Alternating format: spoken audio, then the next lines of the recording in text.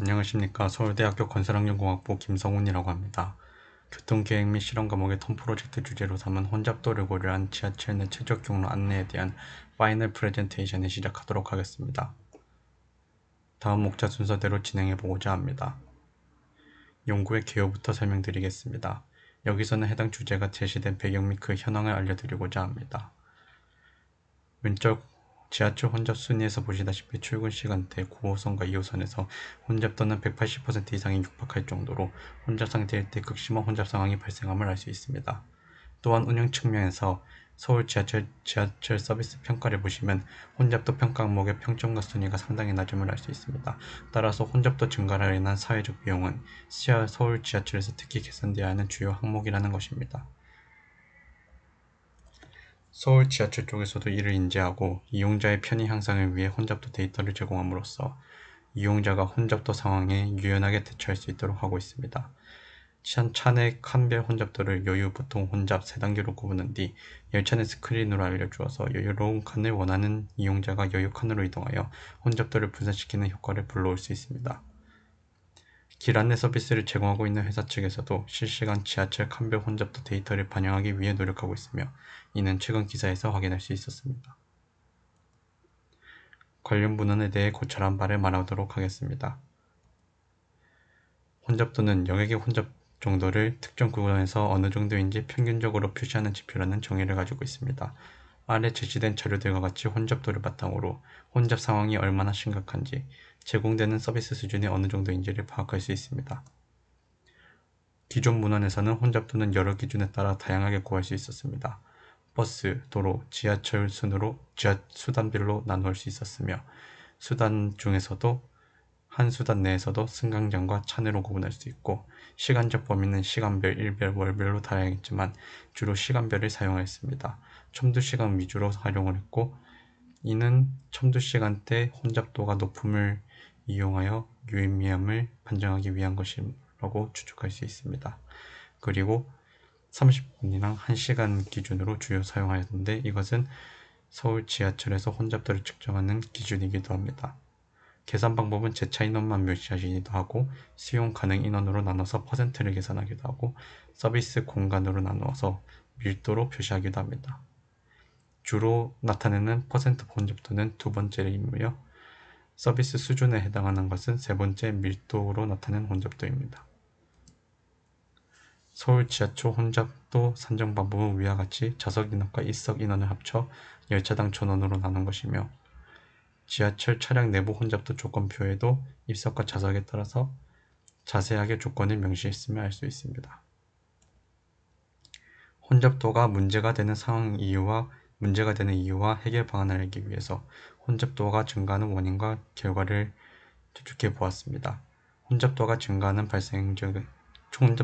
발생하는 근본적인 원인은 수요와 공급 문제와 관련이 있는데, 즉 사람들이 정류장의 크기, 배차 간격, 배차 대수 등의 공급에 비해 특정 구간에 몰리게 될 경우 혼잡도 증가가 발생한다는 겁니다.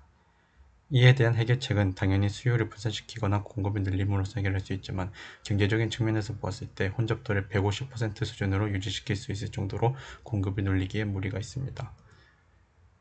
이에 따라서 기존 문헌들이 혼잡도 분야에서 중심을 두고 있는 것은 더글라스의 인지통행시간과 김승준 씨의 지하철 혼잡 비용 산정과 같이 주로 혼잡 가치를 분석하여, 그러니까 혼잡도가 발생시키는 사회적 손실을 돈 혹은 시간으로 환산하여 혼잡 가치를 계산해서 정책적으로 활용이 가능하도록 하고 있습니다. 하지만 여기서는 이용자의 측면에서 혼잡도 문제를 접근하고자 했습니다. 근본적인 공급과 환경을 바꿀 수 없다면 혼잡도를 고려한 데이터를 제공해주거나 이 데이터를 반영한 대안을 제시해준다면 수요를 분산시킬 수 있고 정해진 환경 내에서 개인 맞춤형 경로를 모색할 수 있을 것이라 기대하였습니다.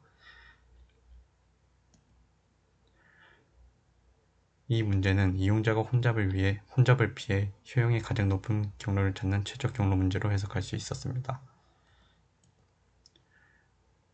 최적 경로를 도출하는 방법을 혼잡도 분석, 가중치 추정, 최적 경로 도출 이 세 가지로 나누었으며 효용 함수를 기준으로 각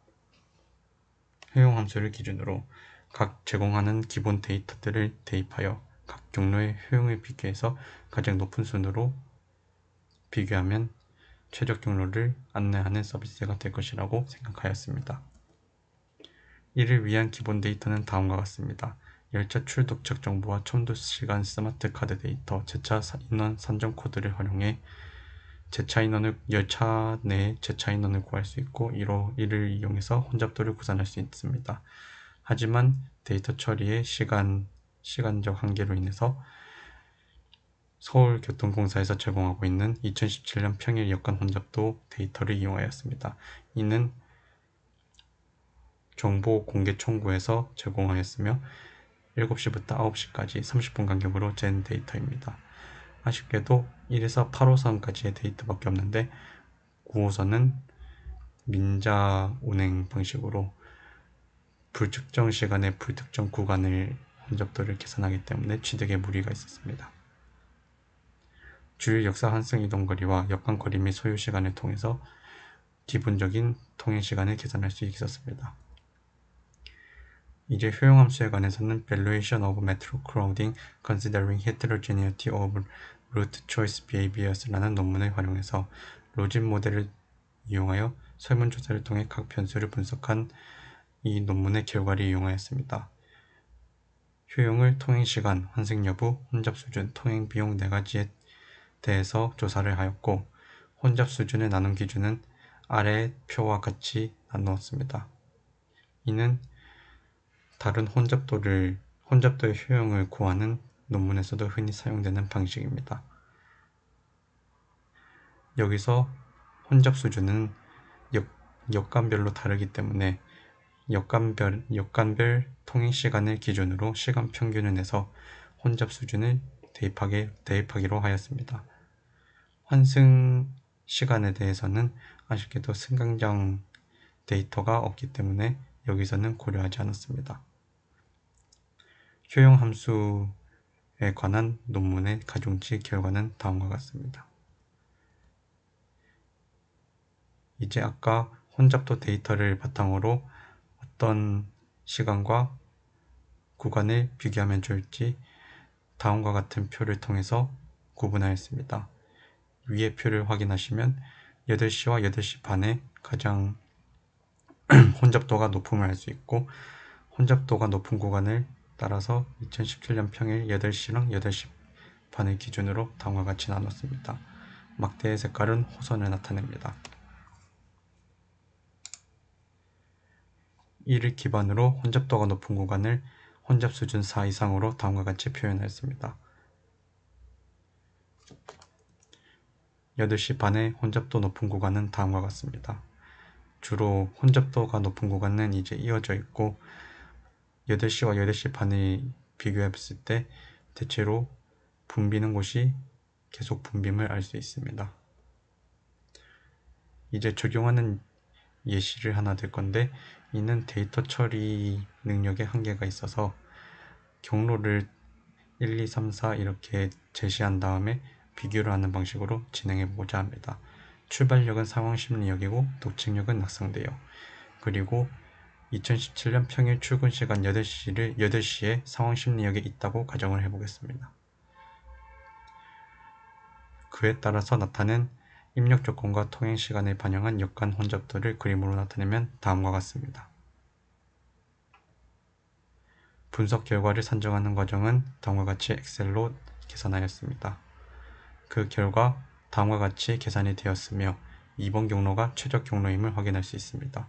여기서는 최저 혼잡도 경로이자 최대 혼잡도가 최저인 경로가 최적 경로랑 겹치므로 2번을 추천하면 됨을 알 수 있습니다. 하지만 여기서 지연 시간을 미반영했다는 한계가 있습니다.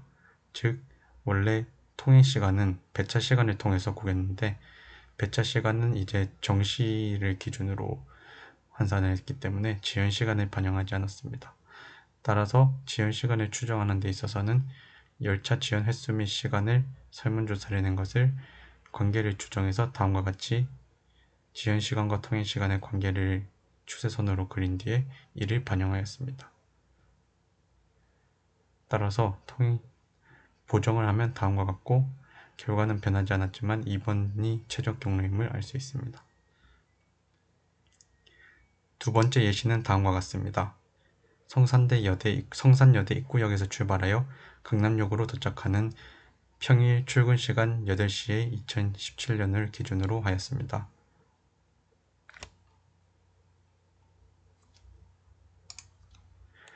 사용 예시 2의 경로 역간 혼잡도는 다음과 같습니다.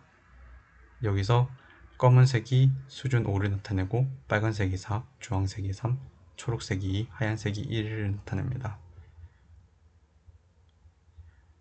분석해본 결과 다음과 같이 나타낼 수 있고 이제 2번이 최적 경로임을 알 수 있습니다. 하지만 맥스 크라우딩 레벨에서 둘이 중복이 됨을 알 수 있는데 이는 1, 2, 3번이 모두 동일한 출발지에서 출발해서 같은 경로를 공유하고 있기 때문에 이를 제외해야 된다고 생각을 하였습니다. 따라서 그 구간을 제외해서 최대 혼잡도를 계산한 결과는 다음과 같으며 2번을 최적 경로로 제시할 수 있고 3번을 이제 혼잡도가 주요 고려 원인인 사람한테 제시할 수 있을 것입니다. 제한된 최적 경로 탐색 방법을 순서도로 나타내었습니다. 모든 경로가 거쳐가는 구간이 있는지에 대해서 있으면 해당 경로의 혼잡도를 최대 혼잡도 계산에서 제외하고 최대 혼잡도가 최대 허용 혼잡 수준보다 적은 경로가 있다고 판단되면 해당되는 경로들을 최대 혼잡도가 낮은 순으로 우선 추천하였습니다. 여기서 최대 허용 혼잡 수준은 이용자가 자신에 맞게 설정하도록 입력 변수로 가정하였습니다. 이로 인해 얻을 수 있는 경로는 이용자 측면에서 대안을 파악할 수 있는 방안을 검토했다는 점에서 의의를 두고 있고 혼잡도 개선을 위한 노력이 필요하다는 것을 알 수 있습니다. 하지만 앞서 추정한 것에는 많은 향후 과제가 남아있는데 우선 다른 교통수단이 더 효율적일 경우 지하철을 이용하지 않기 때문에 연계를 반영해야 된다고 생각합니다. 그리고 제시된 방법의 필요성이 수치화되지 않았습니다. 이는 서비스를 제공한 뒤에 만족도 설문을 실시해서 수치화를 해야 되는데 이 부분은 좀 어려움이 있을 것 같습니다. 실제 이용 시 각 입력 변수를 추정하는 과정을 선택할 필요가 있습니다. 실제 길찾기 서비스를 이용할 때는 해당 이용자가 미래의 데이터를 요구하기 때문에 이때 모든 변수에 대해서 추정 방식과 모델이 필요합니다. 승강장 혼잡도를 고려하지 않고 대기 시간을 추정한 것도 문제가 있습니다. 대기 시간을 추정하는 데 대한 다른 정확한 모델이 필요하다고 생각합니다. 그리고 효용 함수의 각 변수 간 영향을 독립성을 분석하고 반영을 해야 된다고 생각합니다. 그리고 마지막으로 좌입석에 대한 인지 통행 시간의 차이가 있었는데 이는 좌입석에 따라서 효용이 다르다는 것을 인지하고 있고 이를 미반영했다는 것도 문제라고 생각합니다. 따라서 아까 보시다시피 앉을 확률을 다음과 같이 계산하여서 이렇게 활용 제한 예시로 둔다면은 활용 제한 예시를 들었습니다. 출처는 다음과 같고요. 이만 발표를 마치도록 하겠습니다. 이 과정에서 분석 방법을 제공해준 멘토 이은학 연구원에게 정말 감사의 말씀드리고요.